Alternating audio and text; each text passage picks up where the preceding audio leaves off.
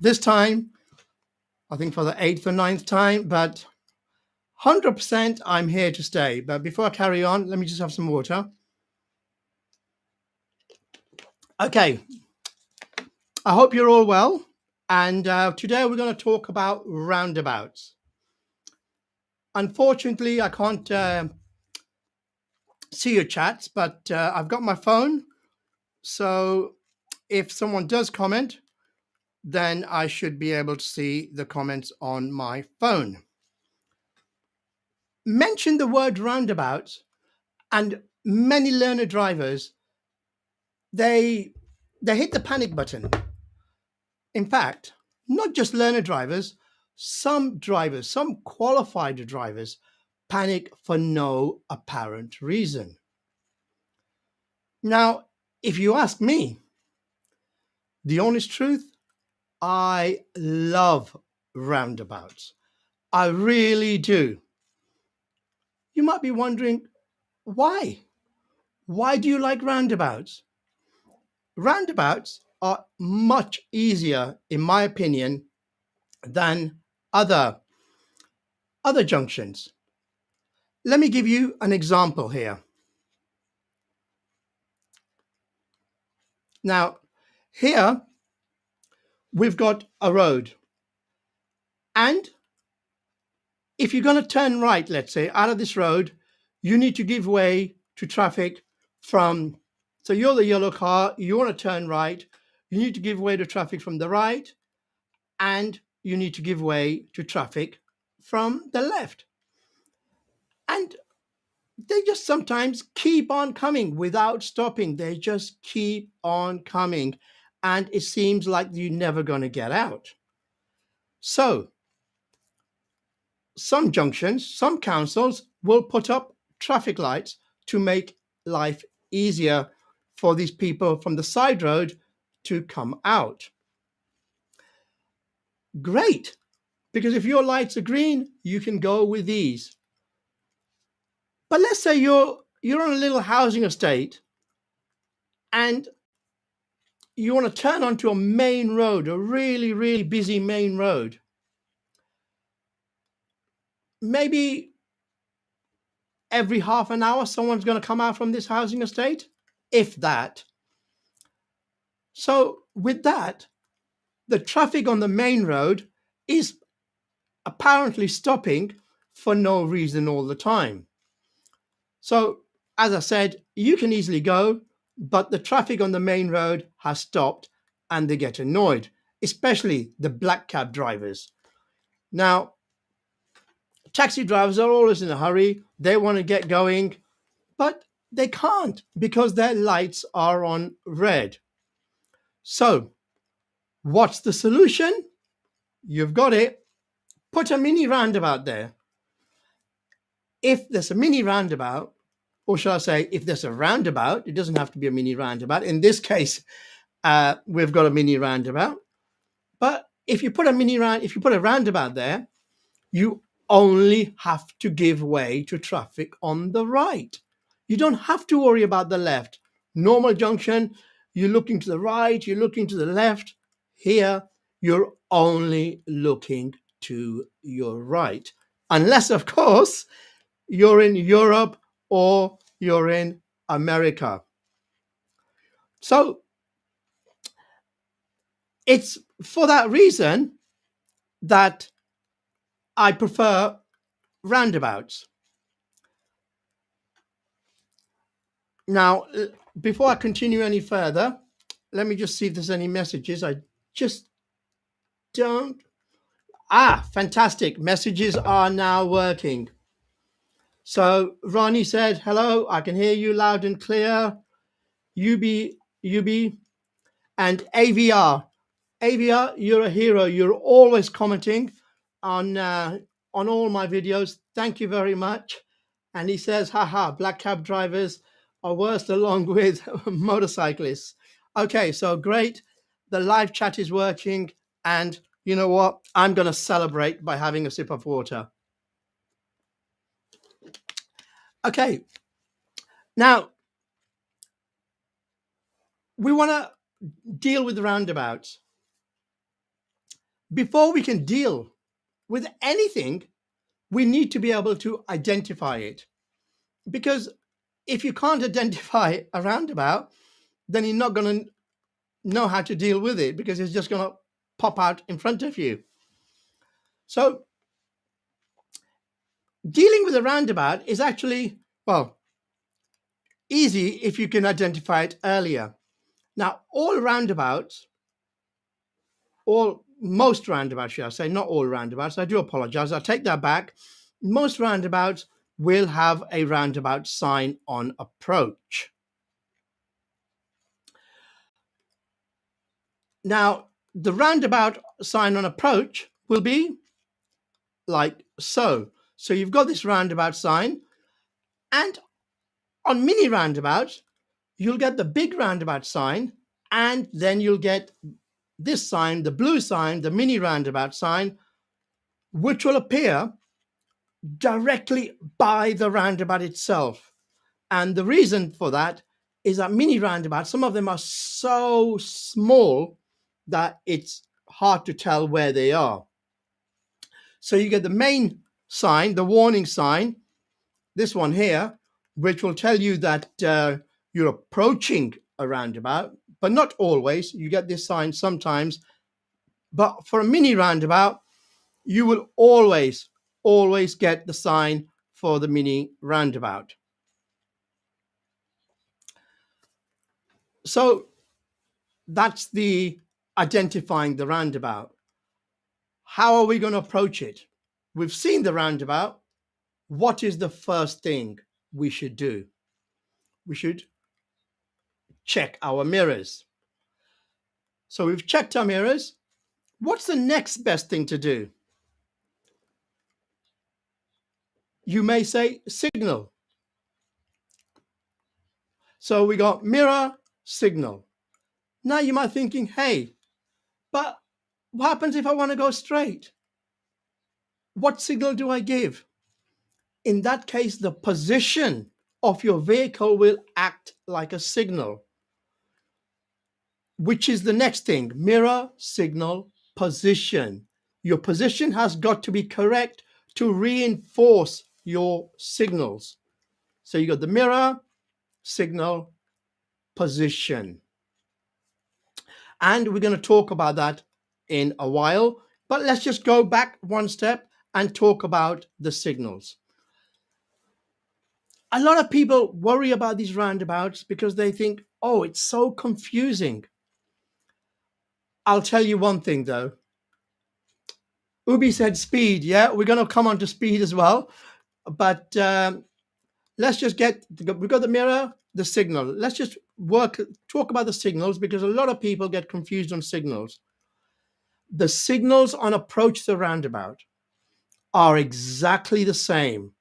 I mean exactly the same as the signals on approach to traffic lights. Yes, you heard me right. It's the same thing. So what's the fuss about? Let me give you an example.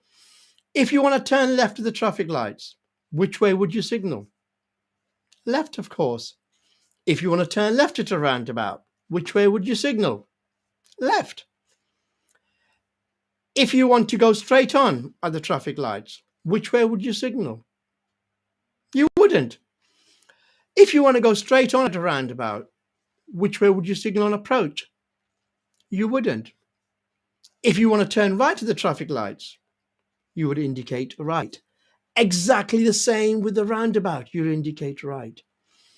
The only difference is on a proper roundabout. By proper roundabout, I mean not a mini roundabout. On all other roundabouts, we need to give the exit signal. The exit signal is always left. So on approach to the roundabout, the signals are the same as traffic lights. But when you're leaving the roundabout, you simply check mirrors and indicate left to leave the roundabout. Simple as that. I'm just going to read a few comments to see if anyone's struggling with the signals. Gorilla said, I hope you're doing well, Shaq. Thank you very much. Manisha said, hi, Shaq. Thank you. Signal position. We've all got this. So there's no issues so far. Mirror, signal, position. The position, this is a serious part. This is where a lot of learner drivers fail their driving test. They wonder, where are they going to put their car? They've checked the mirror, they've signaled, they've got the roundabout coming up, and they freeze. They hold their steering wheel so tightly because they're not sure about the signal. The good thing, the brilliant news, it's the same as traffic lights. It makes no difference whether you're approaching traffic lights or whether you're approaching a roundabout. The approach, the position is exactly the same. And I mean exactly the same. Let me give you an example. If you want to turn left to the traffic lights and there are two lanes, which lane would you take? Precisely the left-hand lane. Exactly the same at a roundabout. If there are two lanes on approach to the roundabout, you would take the left-hand lane for going straight on. Let's assume there are three lanes and you want to go straight on at the traffic lights. Which lane would you take? You should take the left-hand lane. Same with the roundabout. If there are three lanes, you should take the left-hand lane. If there were 5 lanes on approach to the traffic lights, which lane would you take for going straight on? That's correct, the left-hand lane. And exactly the same with the roundabout. If there are 5 lanes, you want to go straight on, you take the left-hand lane. Unless road signs or road markings indicate otherwise. Because sometimes you may get a signal, a sign in saying that the left-hand lane is for left turn only. Give me a second. I'm going to show you something. Now, on approach to this roundabout here, let's assume we want to go straight on. So, which lane would we select? Well, there's no actual straight on, is there? So, let's say we wanted to take the second exit. We would take the left-hand lane because we're going straight. We're turning left, straight-ish. If you look here, the left-hand lane is marked left turn only. Now, the problem is, on the floor, on the road, there are only 2 lanes. So if I'm driving along, I would approach in the left-hand lane, but expect the left-hand lane to split up into 2 different lanes. And then I need to be aware that I need to avoid the left-hand lane. This is why it's vital that we watch these road signs and we watch these road markings on approach. So I'm approaching now. I'm coming up to the roundabout and you can see the lane has expanded. And as you approach junctions, you'll normally find that the lanes do expand and the left-hand lane is marked left turn only.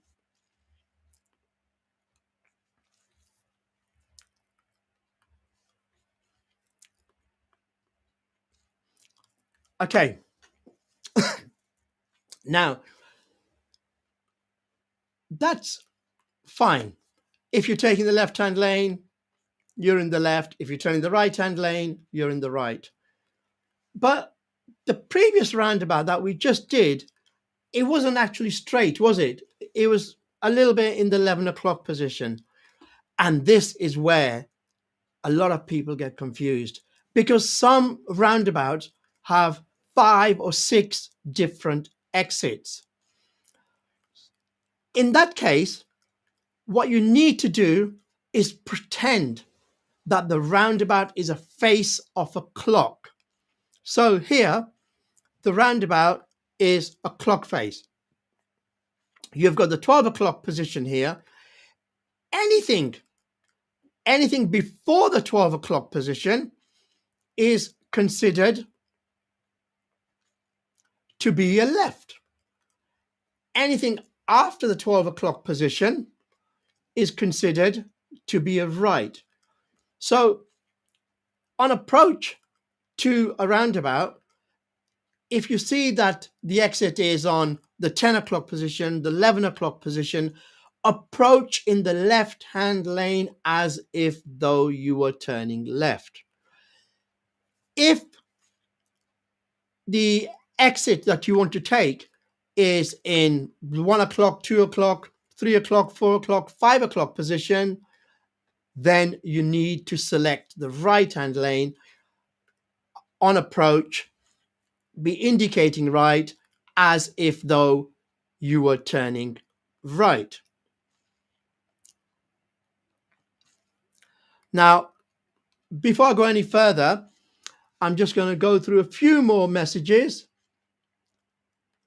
Molly Moon said she's been waiting for this. Most of the times these signs are hidden by trees. They are indeed, Molly. A lot of signs are hidden by trees.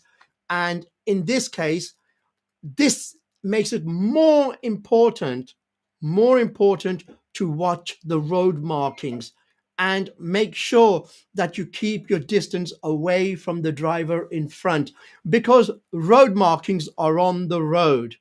And if you're driving too close to the driver in front, you won't be able to see the road markings. You'll only see the road markings if you can see the road, which is why you should always be able to see the road. And on a point of signs being hidden by trees, if you're doing a driving test, Molly, then if your sign is hidden by a tree and there's no road markings, the examiner will help you. The examiners are not there to fail anybody. As a matter of fact, if an examiner does fail somebody, they have more paperwork to do than if they pass somebody. So most examiners would prefer to go home early and do less paperwork. So that is that. Let me just read a few more comments. Okay. Now, the other thing I want to talk about is spiral roundabouts. I'm just going to run through a few things now, and then if somebody wants to request a particular video on certain aspect of a roundabout or certain aspect of some roundabouts, then they can be covered later on in the near future.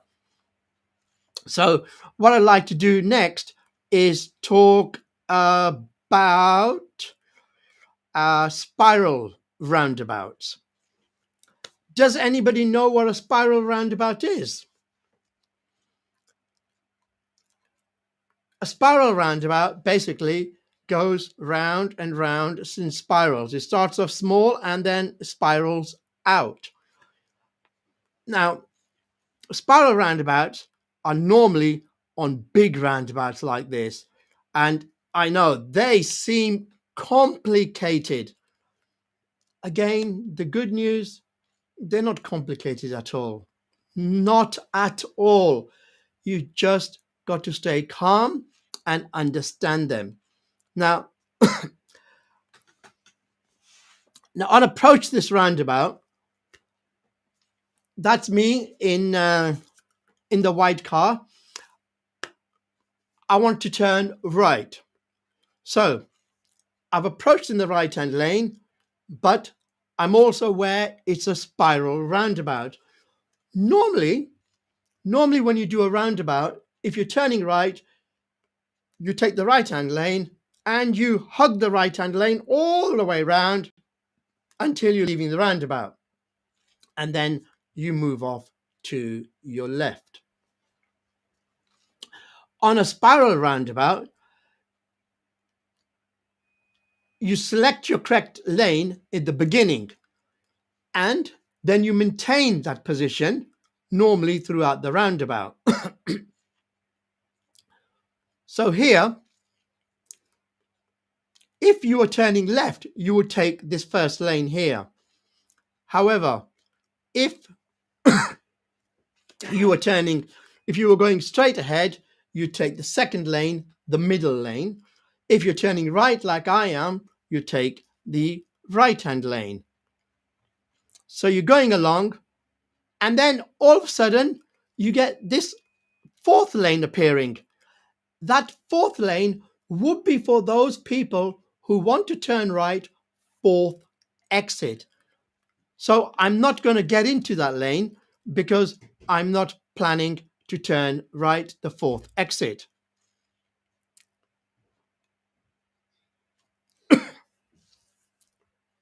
So I'm going to maintain my position.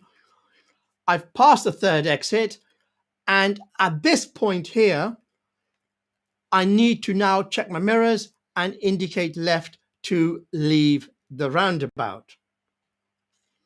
So I haven't changed lane, which is why the spiral roundabouts are easier, because otherwise I'd have to change lanes.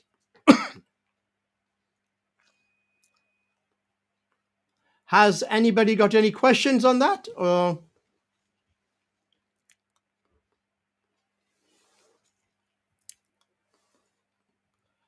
just going to... Okay, read a few more questions. I'm a new driver, but not still confident on motorways. Million will we'll talk about motorways some other time. Today we're going to stick to the subject of roundabouts. Now, that was a spiral roundabout, and as I said, that was easier. People panic on spiral roundabouts, but this was easier because once you select your lane, you just maintain that lane throughout the roundabout. Whereas and we've indicated right. Here, we then want to move towards the right, but without going over the center line, as we want to approach the roundabout in the right-hand lane. You keep going. Once again, if there are no lane markings, you must imagine there are lane markings. Inside the roundabout, there are no lane markings. Most roundabouts will have lanes on approach, but only some will have lanes in the roundabout itself. Excuse me. So if you approach a roundabout and you notice there are no lanes, it is vital that you maintain your lane. You pretend that there are lane markings. So here, so that other traffic may use the left-hand lane. Maintain the right-hand lane. So I'm pretending that there is a line in the middle. So if anybody wanted to go straight ahead, they can do so. So I'm maintaining the right-hand lane. Once we get to this stage in the roundabout, in other words, once we've passed the second exit, we then need to check our center mirror and the left mirror before indicating left. Make sure I check my mirrors before doing so. And then I simply leave the roundabout. So that's that. I'm just going to read a few more comments. Gorilla said, can you do a live Q&A session on what subject? Gorilla, if you want to answer, then if you tell me what subject, then yes, we'll consider doing that.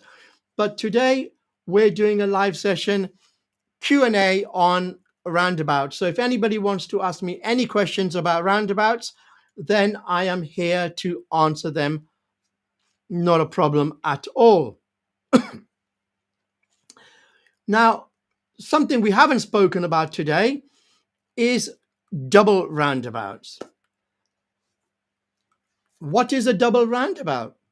Well, it basically is the same as a single roundabout, but twice. So they should be relatively easy. If you can do one roundabout, you can do another. However, when it comes to double roundabouts, there's a lot of planning involved, and I mean a lot of planning involved, especially if you're turning right. There's a lot of planning involved. Let me show you something here. Now, I'm approaching this roundabout and I want to turn. Well, I don't want to turn. I want to go straight on at the first roundabout, and then I want to go right at the second roundabout. So I'm driving along.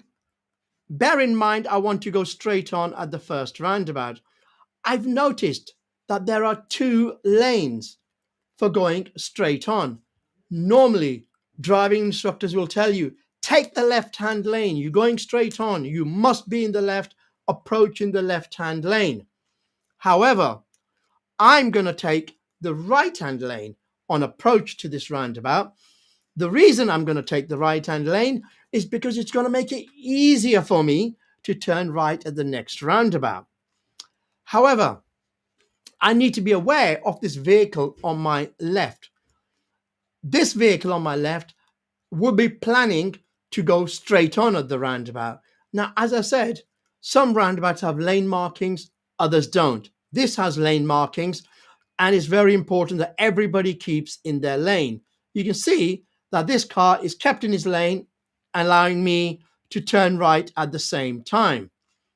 Now, here, the car that you see in the red circle is in the left-hand lane, is planning to go straight on. Now, just imagine for a second if that was me. If I wanted to go straight on at the first roundabout, and then I wanted to turn right at the second, just imagine for a second if I took the left-hand lane. I would be there. From that position, how am I going to turn right at the second roundabout? It really does baffle me. But unfortunately, a lot of learner drivers, they try that. So it's very important that we plan ahead, read the markings, and select the correct lane. Because I'm in this lane, that enables me to now be in the correct lane for turning right to do the second roundabout.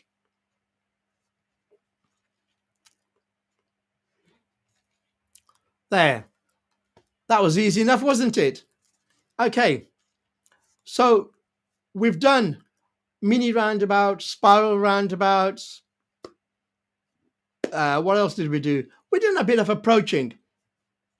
The idea was this session was one, to make sure that the software that I'm using works, and I figured out how to use it, so next time there'll be no problems. And two, to find out what you guys want so I can make more of those videos. So this was a general topic on roundabouts. Please comment if you want me to do a whole session on spiral roundabouts. I will. If you want me to do a whole session on mini roundabouts, I will. Whatever you'd like, I will try to organize these lessons. And also, I want people to comment as to what days is better for them, because I just did it on a Friday, and then I thought, you know what, there's only 2 people waiting to join me. Maybe they're all gone out clubbing, because I'm coming up to 60 now, and I'm getting too old for clubbing, so I forget that on Fridays people go out. But let me know what days suit you, and next time we'll try to cater for you. So I'm going to be ending this session in the next 3 minutes. You know what? I forgot something. I'm really, really sorry. I was going to ask some questions during this session, the person who got the answers right, I was going to give out some prizes, namely, should I say, our online courses, access to the online course completely free of charge, which I will do next time. So next live session I will ask some questions, and the person who answers correctly will get our online course, The Psychology of Learning to Drive, which is fantastic, especially for those with learning difficulties, who are struggling for learning to drive, who are not confident, or anything along those lines. We all learn in different ways, and the psychology of learning to drive will help you to learn to drive and also, fingers crossed, be a better and safer driver. I thank you for your time today. Have a great evening. Take care of yourselves. Bye bye.